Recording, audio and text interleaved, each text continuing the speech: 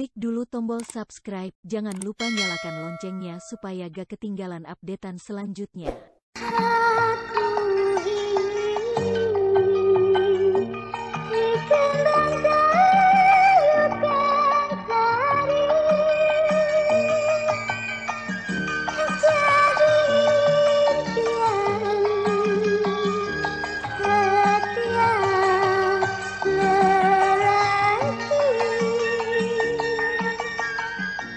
Misteri Siluman Kembang Tayub.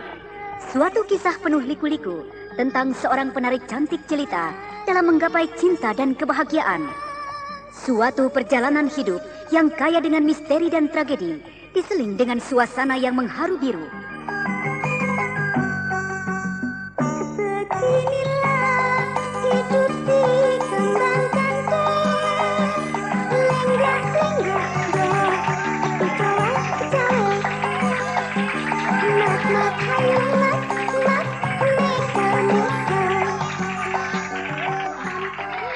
begitu indah lagu yang dibawakan Kensari. Aku baru menyaksikan Kensari melantunkan dengan merdu dan tariannya begitu mempesona.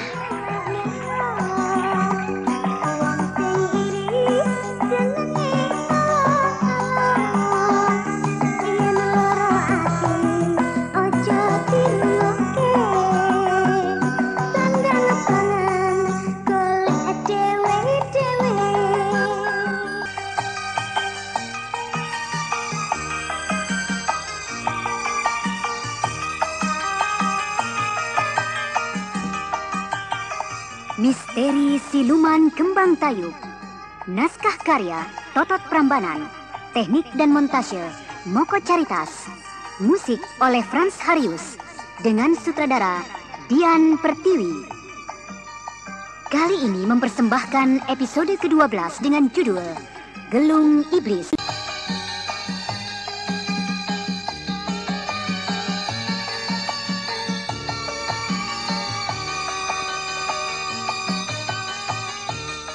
Dalam seri ke-6 ini didukung oleh Nanang sebagai Satrio, Eli Ermawati sebagai Kensari, Idris Apandi sebagai Simaulang, M. Abud sebagai Simo Putih, Hari Laksono sebagai Mijan, dan pembawa cerita Neni Sumardi. Selamat mendengarkan.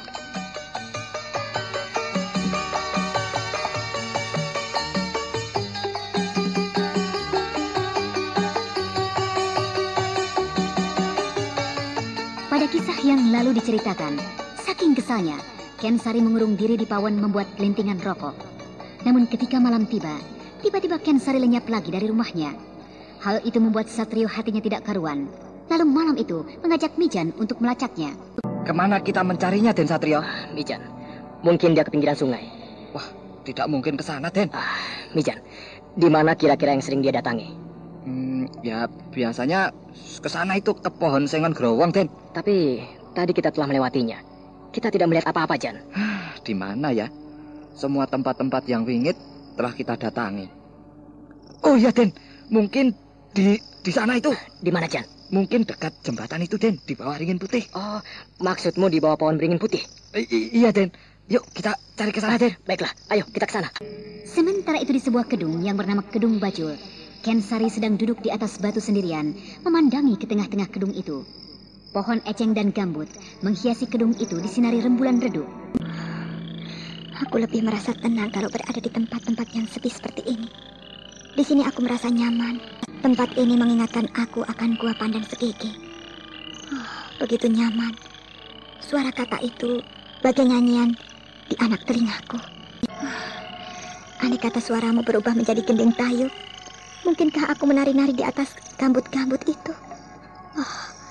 Malam yang dingin. Dari arah timur, tiba-tiba melesat dua buah sinar emas berkilauan, lalu jatuh ke tengah-tengah gedung itu. Kemudian berubah menjadi irama tayub.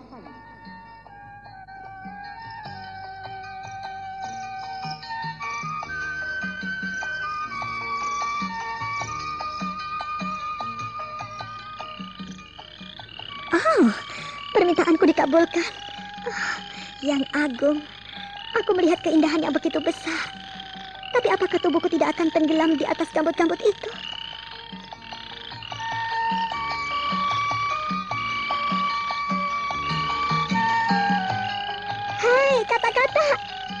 katak yang bernyanyi. Siapakah di antara kalian ada yang bisa menjawab pertanyaanku? Bagus. Apakah kau tidak akan tenggelam kalau menari di atas gambut-gambut dan enceng-enceng itu?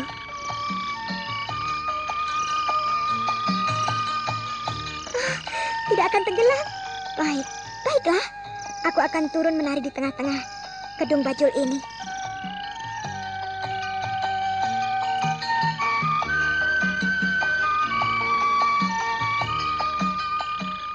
Gending tayub di antara suara katak yang bersaut-sautan itu bertambah ramai. Kedung bajul itu menjadi terang benderang. Kini nampak Kensari dengan rambut digelung sedang menari-nari di atas daun-daun eceng dan gambut.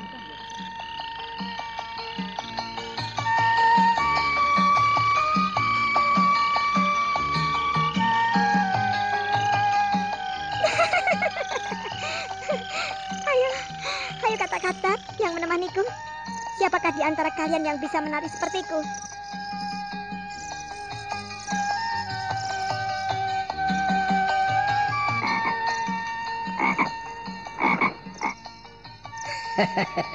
Aku.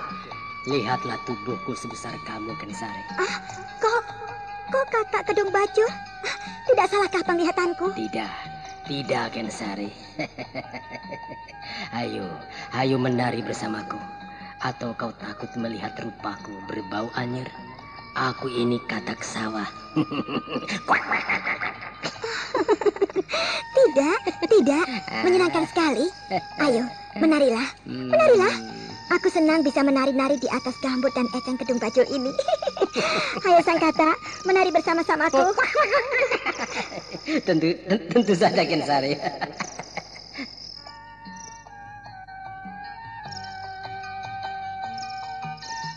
Anda sedang mendengarkan Ravanda Channel.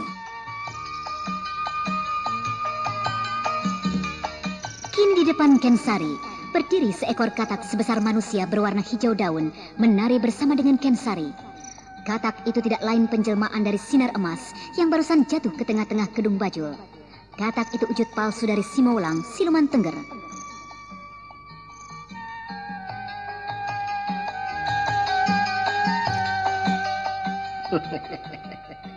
Usahaku berhasil mengelabui penglihatan Kensari.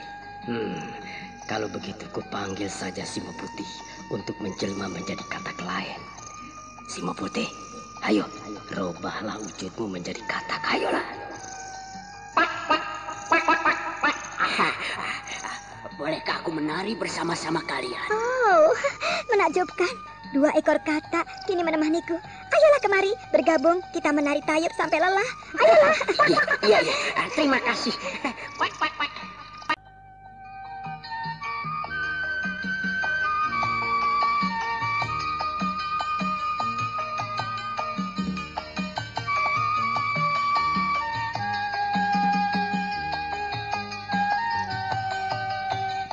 Gending tayub di tengah kedung bajul itu bertambah ramai. Sementara itu di tempat lain, 2 sosok manusia sedang berjalan di antara pohon-pohon bambu. Kita sudah mencari kemana-mana, tidak juga ketemu. Jan, apa sebaiknya kita pulang? Ya terserah Den Satrio saja. Kalau saya nurut saja kok, Den. Tapi kalau kita pulang, aku tidak menemukan Kensari. Membuatku penasaran saja.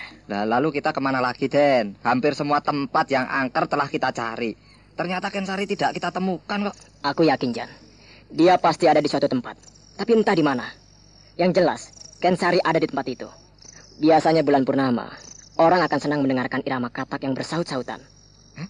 Irama kodok? Iya. Lalu, kita pergi ke sawah, begitu? Iya. Nah, Mijan, kau masih ingat dengan suatu nama yang penuh dengan kegaiban? Wah, tidak itu, Den. Saya tidak ngerti apa yang Den Satrio maksudkan itu. Bukankah pada saat-saat tertentu, orang suka pergi ke rawa daun? Rawa daun? Iya. Tidak, Den. Wah, saya tidak mau kalau diajak ke tempat itu. Rawa itu merupakan rawa kutukan. Mijan, kita harus ke sana. Jangan takut. Aku ada di dekatmu. Jangan ke sana, Den. Rawa itu angker. Sudah banyak korban kematian di sana, Den. Karena ganasnya rawa itu. Tanahnya itu seolah-olah seperti daun-daun kering gitu loh, Den. Dapat menjebak makhluk hidup untuk dimangsanya. Kita harus hati-hati melangkahkan kaki di sana, Jan. Ayolah, ayo kita ke sana. Ya, baiklah. Mijan terus mengikuti langkah-langkah Satrio. Sesampainya di pinggiran rawa daun, yaitu sebuah rawa yang terdiri dari tanah berwarna abu-abu, satupun tidak ada selembar daun di sana. Sawah itu menghampar tanpa air. Mengerikan. Kalau orang terperosok di sana, tubuhnya langsung amblas dan lenyap. Oh, tidak apa-apa. Maksud saya tidak ada apa-apa di sini. Jangan melangkah ke depan, Den. Saya takut terjebak loh. Iya, kita tidak melihat apa-apa. Di rawa daun ini satu makhluk pun tidak kita lihat. Justru itulah, Den. Sebaiknya segera kita berlalu dari sini. Baiklah, malam ini kita tidak berhasil menemukan Kensari. Mungkin sudah pulang ke rumahnya barangkali. Entahlah. Ayo kita kembali. Ya, Den. Tunggu dulu, Jan. Aku seperti mendengar sesuatu. Perhatikan, Jan. Apakah kau mendengar sesuatu? Suara apa, Den? Nih, Jan. Dengarkanlah dengan seksama, Jan. Gending-gending tayub. Oh, datangnya dari sebelah sana, Den. Dari sebuah kedung. Ya, di sana ada sebuah kedung. Kedung Bajul namanya. Oh iya, Kedung Bajul. Tempat yang paling angker. Lebih angker dari rawa daun. Ayo, kita ke sana, Jan.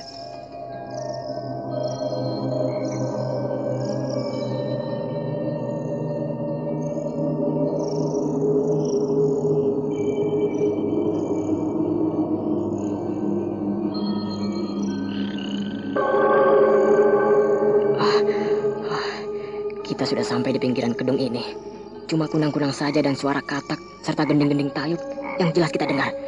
Tapi Kensari tidak kelihatan di sini. Di mana dia? Aneh ini.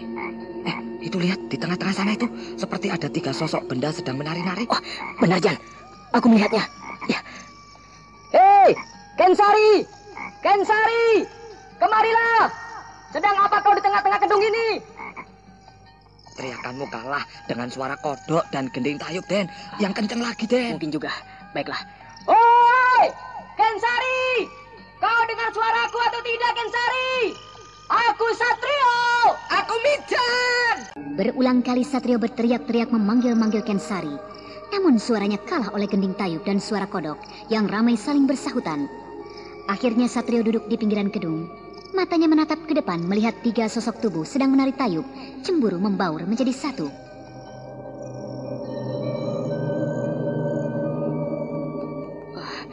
Siapakah orang yang berdiri di depan Kensari itu? Apakah orang-orang sakti yang bisa berdiri di atas daun dan gambut? Aneh sekali. Atau Kensari sedang menari bersama bajul-bajul siluman penunggu kedung ini? Biarlah, aku akan menunggunya sampai selesai. Kau lihat 2 lelaki di pinggiran sana, Kensari? Iya, kodok siluman. Biarkan saja. Aku tidak punya urusan dengan laki-laki itu. Sebaiknya begitu. Kita nandak saja sampai kokok ayam datang. Iya, kata katak sakti.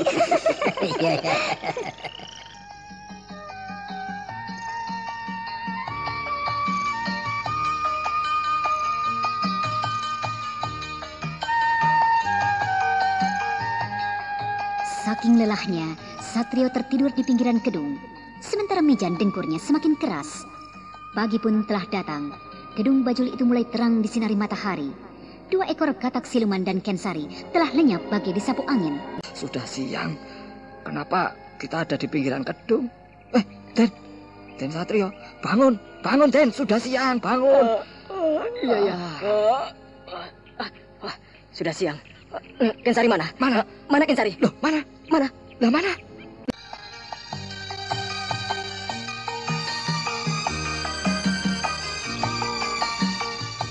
Begitu ingatan Satrio pulih, ia langsung berdiri memandang ke tengah-tengah kedung, mencari-cari Kensari. Namun yang dicarinya ternyata tidak kelihatan. Yang terlihat hanya daun-daun eceng yang bergoyang dan pekatnya kedung dipenuhi gambut. Nah, saudara pendengar, bagaimanakah nasib Kensari selanjutnya? Untuk mengetahui jawabannya, ikutilah lanjutan kisah Misteri Siluman Kembang Tayub yang dipersembahkan oleh PT Dankos Laboratoris Indonesia dan Teater Sanggar Cerita di radio kesayangan Anda. Sampai jumpa.